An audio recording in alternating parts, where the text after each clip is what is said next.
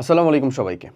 আমাদের উচ্চ মাধ্যমিকে রসায়ন প্রথম পত্র এবং দ্বিতীয় পত্র এই দুইটা সাবজেক্টে যারা একটু ভয় পাও অথবা সিম্পলি বলি যারা এখনও এই দুইটা সাবজেক্টকে গ্রহণ করতে নিতে পারো নাই, অর্থাৎ এখন পর্যন্ত ট্র্যাকে আসতে পারছো না বা ভালো লাগে না এই সাবজেক্টটা, সেটা তুমি 26 ব্যাচ হও, বর্তমানে আসলে 27 ব্যাচ হও, অথবা আপকামিং 28 ব্যাচ যেটা এখনও আসে নাই, যে ব্যাচেরই হোক না কেন, আশা করি আজকের এই ভিডিওটা দেখলে আমি এক্স্যাক্ট যেরকমভাবে আমার একটা অপছন্দের সাবজেক্ট থেকে রসায়নটাকে পছন্দের সাবজেক্টে বানাইছিলাম সেই জার্নিটা তোমার সাথে ফুল শেয়ার করতে পারবো। এবং আমি অন্তত গ্যারান্টি দিয়ে বলতে পারি একেবারে শেষ পর্যন্ত দেখলে তোমার কাছে এমন কিছু রিজন শেষ পর্যন্ত থাকবে যেটার মাধ্যমে তুমি রসায়নকে পছন্দ করতে পারবা, অ্যাজ ওয়েল অ্যাজ রসায়নে একটা ভালো মার্ক গ্র্যাব করে নিয়ে আসতে পারবা, আরও ভালো একটা মার্ক উঠায় নিয়ে আসতে পারবা। চলো তাহলে মেইনলি শুরু করি। দেখো, কিছু একেবারে খুবই জেনারিক এবং বেসিক টাইপের জিনিস তোমার সাথে একটু আলোচনা করে দেখাই। এই যে এই পাশটাতে, যেখানে আমি লেফট সাইডে রাখছি অলরেডি, মানে তুমি যখন দেখতেছো আর কি তোমার লেফটে, এখানে আমি রাখছি এক্স্যাক্ট রসায়নের একেবারে খুবই জেনারিক কথাবার্তা, কিভাবে তুমি একটা রসায়নকে কমপ্লিট করবে। এবং আমার পড়ার সাথে, অর্থাৎ আমার ইন্টারমিডিয়েটের ফার্স্ট পেপার সেকেন্ড পেপার মানে ফার্স্ট ইয়ার সেকেন্ড ইয়ারে যখন পড়ছি, কীরকমভাবে কয়টা বইয়ের সাথে গাণিতিক রসায়ন নিয়েছিলাম কিনা, কীভাবে পড়তাম সেটাকে রিলেট করে বোঝাবো। এবং জেনারিক ওয়েতে তোমার রসায়ন প্রথম পত্র দ্বিতীয় পত্র শেষ করার একটা ওভারভিউ দিব, কোথায় কতটুকু সময় দেওয়া দরকার, কোনটার ইম্পর্টেন্স কতটুকু বেশি, এ টু জেড। চলো তাহলে শুরু করি। ফার্স্ট অফ অল, রসায়ন যে একেবারে ধরো নাদান বাচ্চা, সে যখন পড়া শুরু করতেছে তাকে প্রথমত মৌল চিনতে হবে। আমি কি ভুল বললাম? হোপসো না। একেবারে একেবারে শুরুতে যে পড়তেছে, হাইড্রোজেনকে এইচ দ্বারা প্রকাশ করা হয়। হাইড্রোজেনটা হচ্ছে পরমাণু, H2 লিখলে সেটা একটা অণু হচ্ছে। অক্সিজেন O2, অক্সিজেন শুধু হচ্ছে একটা পরমাণু। অক্সিজেন O2 একটা অণু যেটা দুইটা অক্সিজেন পরমাণু দিয়ে গঠিত। ওজোন O3 যেটা একটা পরমাণু, যেটা একটা অণু যেটা তিনটা অক্সিজেন পরমাণু দিয়ে গঠিত। এই যে বেসিক হিসাব নিকাশ, মৌলিক পদার্থ যৌগিক পদার্থ, এটা 9-10 আমরা পড়ছিলাম, সেখান থেকে আমাদের অণু পরমাণুর কনসেপ্ট আসছে। তো ওই মৌল মিলে তৈরি হয় হচ্ছে আসলে যৌগ, যেটা বেসিক্যালি অবভিয়াসলি একটা অণু হবে, তাই না? অণু হবে। এবং মৌল যৌগ এরা মিলে যে জিনিসটা তৈরি করে তোমাকে, সেটা হচ্ছে বেসিক্যালি বিক্রিয়া, এবং দ্য রিয়াকশন ইজ রাসায়নিক বিক্রিয়া, তাই না? রাসায়নিক বিক্রিয়া। এই যে আমি তোমাকে এখানে যে কনসেপ্টগুলোর কথা বলবো, রাসায়নিক বিক্রিয়া সব থেকে তোমার প্যারা খাওয়ার জায়গা হচ্ছে নিশ্চয়ই এখানে। এই যে রাসায়নিক বিক্রিয়া কিভাবে কমপ্লিট করতে হয়। এখন আমি তোমাকে বলি, ভাইয়া তুমি মৌল 118টা মনে রাখার কোনো দরকার নাই। তুমি যখন পর্যায় সারণী অধ্যায়টা পড়ো নবম দশম শ্রেণীতে, তখনই তোমার ম্যাক্সিমাম সংখ্যক মৌল মনে হয়েছে। আমরা সবাই যে কাজটা করি, 1 থেকে 30 এই মৌলগুলোর পারমাণবিক সংখ্যা, তাদের আয়নের অবস্থা, তাদের যোজনী, তাদের যোজ্যতা, জারণ মান, অ্যাজ ওয়েল অ্যাজ তাদের ভর সংখ্যা সহ আমরা নর্মালি মনে রাখি। তো আমরা ম্যাক্সিমাম এটুকু থেকে আর কি উত্তর চলে আসে।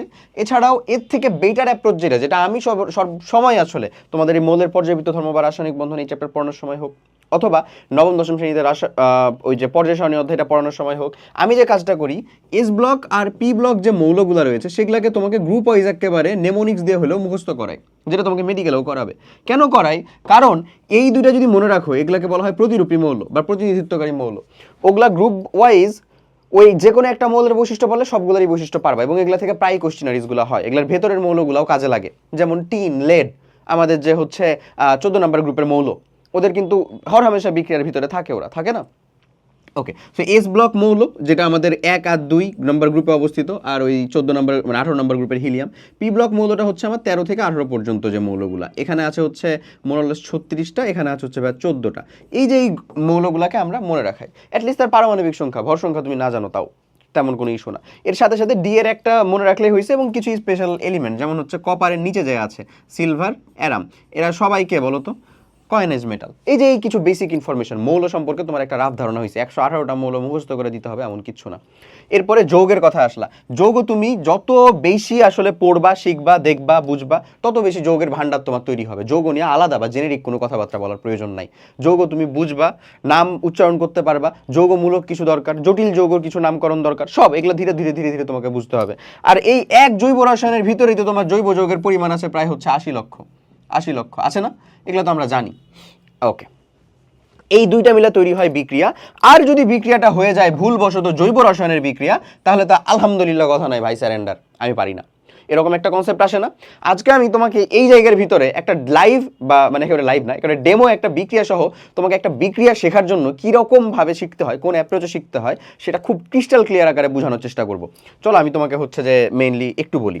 ফার্স্ট অফ অল, তুমি যখন একটা বিক্রিয়া শিখতেছো, হ্যাঁ একটা বিক্রিয়া, একটা রাসায়নিক বিক্রিয়া যাকে বলে, বিক্রিয়া যখন পড়তেছো, দেখো এই জায়গাটা কাজে লাগবে। আমি একবারে গ্যারান্টি দিয়ে বলতে পারি তোমার টাইমটা ইনশাল্লাহ ওয়েস্ট হবে না। দেখো, একটা বিক্রিয়ায় তোমাকে 3টা জিনিস জানা লাগে। সবসময় যে কোনো একটা রাসায়নিক বিক্রিয়ায় বিক্রিয়ক কে কে? হ্যাঁ, আমি যেটা বুঝছি আসলে এটা সম্পূর্ণ আমার অভিজ্ঞতালব্ধ জ্ঞান থেকে বলতেছি। আমি পড়া এবং পড়ানো বা শেখানো, এই যে একটু চেষ্টা করা, এগুলা থেকেই বলতেছি। দেখো বিক্রিয়ক কে কে, ওই বিক্রিয়ক ব্যবহার করলে উৎপাদ কে কে হয়, কে কে হয়, এগুলা খুবই একেবারে প্রিসাইজলি বলতে হবে। এগুলা যদি তুমি প্রিসাইজলি বলতে পারো, তোমার বিক্রিয়া সমতাকরণ করা চারটিখানি মানে কথা, আসলে সত্য কথা বলতে গেলে কোনো খুব খুব বেশি প্যারা হবে না, আরামসে করতে পারবা। এবং 3 নাম্বার হচ্ছে কোন শর্তে বিক্রিয়া কেমন আচরণ করে, কোন শর্তে বিক্রিয়া কেমন আচরণ করবে, মানে কোন শর্তে কেমন উৎপাদ তৈরি হবে বা হবে না, কোনটা বেশি হবে কোনটা কম হবে, কেমন আচরণ, মানে এটা সিম্পলি বলতে গেলে প্রভাবকের উপস্থিতি বা এগুলা রিলেটেড কথা বলতেছে, প্রভাবক এমন। তোমাকে এই যে 3টা জিনিসের কথা আমি বলে দিলাম, হ্যাঁ, তোমাকে এই 3টা জিনিস বেসিক্যালি ভাবে পারতে হয় 2 রকম ভাবে। এই 3টা জিনিস তোমাকে পারতে হবে 2 রকম ভাবে। এক, এই 3টা জিনিস তোমাকে পারতে হবে কিসে? এক, বাংলায়, আর দুই হচ্ছে তোমার রসায়নে। এই 2 রকম ভাবে তোমার পারতে হবে। যদি পারো এই 3টা জিনিস, যদি তুমি এই 2 রকম ভাবে পারো, তোমাকে বিক্রিয়াতে কেউ আটকাইতে পারবে না, এটা আই গ্যারান্টি একেবারে। তোমাকে বিক্রিয়া নিয়ে খেলতেছে এরকম হবে না, তুমি বিক্রিয়া নিয়ে নিজে খেলতে পারবা। কিভাবে? আমি একটা জাস্ট বিক্রিয়ার উদাহরণ দিয়ে বুঝাই। ধরো খুবই কমন একটা বিক্রিয়া, ডিকার্বক্সিলেশন বিক্রিয়া, ডিকার্বক্সিলেশন বা ডুমা বিক্রিয়া, আমরা জানি ডিকার্বক্সিলেশন বিক্রিয়া বা ডুমা বিক্রিয়া, তাই না? রাসায়নিক বিক্রিয়া, এটা একটা অ্যালকেন প্রস্তুতির বিক্রিয়া। তো এই ডিকার্বক্সিলেশন বিক্রিয়াটার নামটা তো তুমি শিখলা, তোমাকে প্রথমে তো আমি বললামই পারতে হবে কি কি এবং কিভাবে। তো ডিকার্বক্সিলেশন বিক্রিয়াটার বেসিক জিনিসটা আসলে কি বলে বা কি বোঝায়? এখানে বলে বা বোঝায় যে কোনো জৈব অ্যাসিডের দেখো আমি তোমাকে এই যে লিখেই দিচ্ছি, জৈব অ্যাসিডের সোডিয়াম লবণের সাথে সোডা লাইমের বিক্রিয়ায়, সোডা লাইমের, দেখো আমি বাংলাতে যেটা বলতেছি কিন্তু লিখতেছি, এটাও তোমার কাজ, তোমাকে লিখতে হবে এরকম ভাবে। তুমি যদি রসায়নে মনিফোর্ট দাও, তোমার জন্য কঠিন কিচ্ছু আসবে না।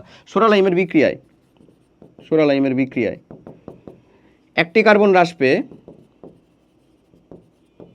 ডিরেক্ট তুমি লিখবা হ্রাস পেয়ে অ্যালকেন, হ্যাঁ, ও সোডিয়াম কার্বনেট তৈরি হয়। দেখো ডান, তোমার বিক্রিয়া কিন্তু ডান। আমি তাড়াতাড়ি লিখছি, ওই জন্য লেখার একটু ইস্যু আসছে। জৈব অ্যাসিডের সোডিয়াম লবণ, এটা একটা বিক্রিয়ক, সোডা লাইমের সাথে বিক্রিয়া করতে, সেটাও একটা বিক্রিয়ক। একটা কার্বন হ্রাস পেয়ে একটা অ্যালকেন তৈরি হচ্ছে, এটা একটা উৎপাদ, আর সোডিয়াম কার্বনেট উৎপাদ তৈরি হচ্ছে। আর একটা উৎপাদ আছে, যেহেতু এটা মেজর না, দ্যাটস এটাকে লেখা হয় নাই। আচ্ছা, ধরো জৈব অ্যাসিডের সোডিয়াম লবণ, মনে করে নাও CH3COONA, এটা ইথানোয়িক অ্যাসিডের সোডিয়াম লবণ, সোডিয়াম ইথানয়েড। এর সাথে যখন আমি সোডা লাইমের বিক্রিয়া করব, সোডিয়াম হাইড্রোক্সাইড, ক্যালসিয়াম অক্সাইড, বা ক্যালসিয়াম অক্সাইড অনেক সময় হচ্ছে এই অ্যারোর উপরেও দেয়। আচ্ছা, এর সাথে যখন আমি বিক্রিয়া করব, এই বিক্রিয়ার মেকানিজমটা সহজে মনে রাখার জন্য এভাবে মনে রাখা যায় যে ক্যালসিয়াম অক্সাইড যেহেতু সম্পূর্ণরূপে শুষ্ককারক, ও যে কাজটা করে সেটা হচ্ছে এই অংশটুকু হাইড্রোজেনটাকে বাদ দিয়ে এটাকে নিয়ে তৈরি করে দেয় হচ্ছে এমন। এটা মনে রাখার জন্য, এরকম কোনো ভাঙার আসলে যে নিয়ম আছে এমন না। Na2CO3, দেখো তো 2টা সোডিয়াম হয়েছে না, এবং একটা কার্বন 3টা অক্সিজেন, Na2CO3 তৈরি হয়েছে। প্লাস এই যে হাইড্রোজেনটা বেঁচে গেল আমার, এটা মনে রাখার সুবিধার্থে এটা এক্সট্রা, এটা এখানে এসে যুক্ত হয়ে যাবে, এখানে যেই থাকুক না কেন। তাহলে ও এসে যদি ওখানে যুক্ত হয়ে যায়, তাহলে এখানে কি থাকে? CH4 থাকে না ভাই। প্লাস এই যে এখানে যদি পানির উপস্থিতি থাকে, তাহলে ক্যালসিয়াম হাইড্রোক্সাইড হবে, আর যদি পানির উপস্থিতি না থাকে, তাহলে ক্যালসিয়াম অক্সাইডই হবে। এই জাস্ট কথা, বুঝছো? দেখো আমি একটা রাসায়নিক বিক্রিয়া 3টা জিনিস বাংলা এবং রসায়নে পারলাম, এটা হচ্ছে বাংলা আর এটা হচ্ছে রাসায়নিক সমীকরণ। যদি তুমি পারো এরকম ভাবে, তোমার একটা রাসায়নিক বিক্রিয়া, এটা ওম লোহার সময়, মানে এটা যে টাইপের বিক্রিয়া হোক, তাপ উৎপাদী, তাপহারী, অধক্ষেপণ, এনি টাইপ, ইনশাল্লাহ তুমি আটকাবা না। আশা করি আমার পয়েন্ট অফ ভিউটা বুঝছো। তাহলে মৌল, যৌগ এটুকু কমপ্লিট করার পরে রাসায়নিক বিক্রিয়া যখন তোমাকে পড়তে হবে, বিশেষ করে জৈব রসায়নের বিক্রিয়া তো এটা মাস্ট, অন্যান্য বিক্রিয়ার ক্ষেত্রেও এই জিনিসটা ট্রাই করো, ইনশাল্লাহ তোমার বিক্রিয়াতে আর আটকাবে না। এবং আমি বলবো সবসময় একটা সিম্পল থাম্ব রুল, সেটা হচ্ছে 5 বার যদি তোমার ইফোর্ট হয়, তাহলে এই 5 ইফোর্টের মধ্যে তোমার 3 বার পড়া 2 বার লিখা, এটাকে যদি উল্টাইতে পারো যে 3 বার লিখা 2 বার পড়া, আরও ভালো। এটা সিম্পল একটা থাম্ব রুল, এটা তোমার পার্সেন্টেজ অনুযায়ী তুমি করে নিও। তার মানে আমি যে জিনিসটাকে প্রায়োরিটি দিতে যাচ্ছি সেটা হচ্ছে ভাই লিখা। আমার মা নিজে বলতেন, আমি ওই জিনিসটা খুব ভালো মতো রিয়েলাইজ করি, যত পারো লিখলে তোমার এই জিনিস মনে থাকবে। এরপরে আসো গুরুত্বপূর্ণ একটা টপিক, যেটা নিয়ে কথা বলার জন্য আমি একেবারে মানে খুবই এক্সাইটেড, সেটা হচ্ছে ইনফরমেশন ভার্সেস এক্সেপশন। ওই যে কোটা ফ্যাক্টরি একটা সিন আছে না, পেলে বানালো না ঠিক মতন, আগে বানিয়ে নাও। তুমি যখন অক্টেট রুল দিয়ে বলবা, তারপরে বলবা অক্টেট রুল ঠিক না, তুমি 2 এর রুলে আসো, 2 এর নিয়ম আসো, 2 এর নিয়ম কমপ্লিট করে বলবা, তো 2 এর নিয়মে সবাই যে মানে এরকম না, 2 এর নিয়ম ছাড়াও হচ্ছে লন পেয়ার ইলেকট্রন উপস্থিত থাকতে পারে। এমন, বা ফ্রি রেডিক্যালের ভিতরে মুক্ত ইলেকট্রনও থাকতে পারে এমন। তো এই যে যেটার কথা আমি বলতেছি ইনফরমেশন ভার্সেস এক্সেপশন, এইখানে তোমার জ্ঞান যত বেশি হবে রসায়ন তোমার পছন্দের সাবজেক্ট হবে, সিম্পল।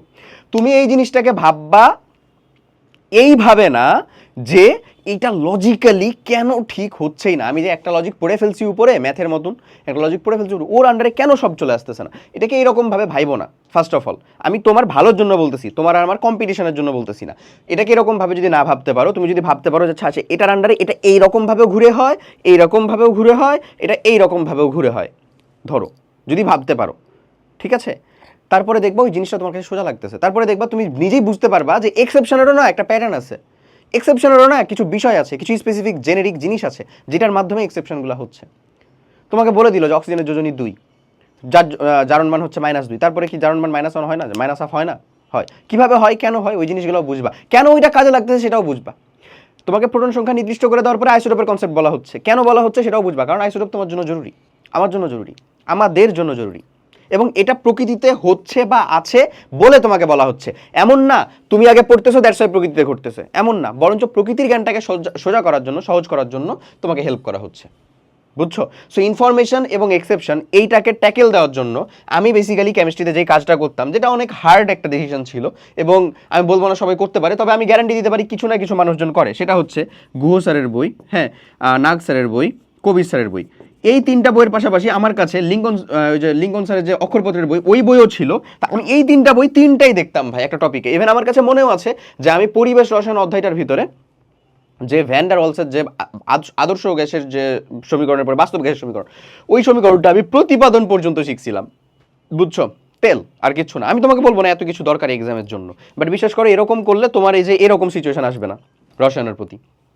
ওকে, এরপরে যদি আমি একটু যাই তোমাকে, তোমার এই মানে অনেক কথা তো বলতেছি, এই যে এই সাবজেক্টটাকে শেষ করার জন্য এইচএসসি লাইফে একটা জেনেরিক ওয়েজ কি হইতে পারে।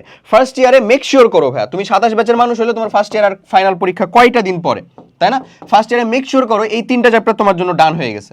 এই 3টা চ্যাপ্টারের ভিতরে যেন একটা সিঙ্গেল জিনিস তোমার বাকি না থাকে। এই 3টা চ্যাপ্টার, মৌলের গুণগত রসায়ন, মৌলের পর্যাবৃত্ত ধর্ম, রাসায়নিক বন্ধন। গুণগত রসায়ন দিয়ে শুরু করতে হয়, এটার কোনো মানে এই চ্যাপ্টার না দিয়ে শুরু করাটা বোকামি আমার মতে। শুরুতে যখন তুমি পড়তেছো তখন মৌলের, অ্যাটমের ভেতরের কাহিনী, দ্রাব্যতা, হ্যান ত্যান, এগুলো সব কিছু পড়ো। এখানে যে আয়ন শনাক্তকরণ অংশ আছে, বর্ণালীর অংশ আছে, অবশ্যই গুরুত্বপূর্ণ, ম্যাথামেটিক্যাল পার্ট আছে তাও গুরুত্বপূর্ণ। এরপরে যাবা হচ্ছে একটা থিওরিটিক্যাল চ্যাপ্টার, যার ভিতরে তোমার পর্যায় সারণী, মৌল, বিক্রিয়া, এই রিলেটেড কনসেপ্ট ক্লিয়ার হবে, সেটা হচ্ছে মৌলের পর্যাবৃত্ত ধর্ম ও রাসায়নিক বন্ধন। একটা মৌল সম্পর্কে তোমার ক্রিস্টাল ক্লিয়ার ধারণা ক্লিয়ার আসবে। এখানে ডি অরবিটাল, ওখানকার ভিতরে অবস্থান্তর মৌলর মধ্যে থাকা যে 5টা বৈশিষ্ট্য, এগুলো রিলেটেড জিনিসপাতি হুবহু সব জায়গার ভিতরে আসে, এবং এগুলো খুবই গুরুত্বপূর্ণ শেখার জন্য, কারণ এটা তোমার পরবর্তী মানে কি বলবো মানে আখিরাত কাজে লাগবে না হয়তো, বাট বাদ বাকি সকল জায়গার ভিতরে যেখানে যেখানে তোমাকে সায়েন্সের স্টুডেন্ট বা সায়েন্সের কোনো কিছু কনসেপ্ট নিয়ে আসতে হবে, সেগুলোর মধ্যে কাজে লাগবে।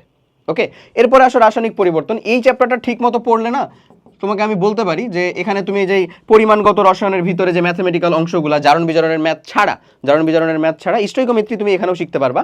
যেটা বলতেছিলাম যে রাসায়নিক পরিবর্তন চ্যাপ্টারটা পড়লে অম্ল ক্ষার সমতার যে ম্যাথগুলা, তারপরে তাপের পরিবর্তনের যে ম্যাথগুলো, এগুলো সবগুলাই ডান হয়ে যায়, বুঝছো? তো এটা ফার্স্ট ম্যাথমেটিক্যাল ফুললি বেসড একটা চ্যাপ্টার, যেটা তোমাকে অনেক বেশি উপকার করবে একটা রাসায়নিক বিক্রিয়া থেকে শুরু করে রাসায়নিক বিক্রিয়ার যাবতীয় অবস্থা বোঝার জন্য।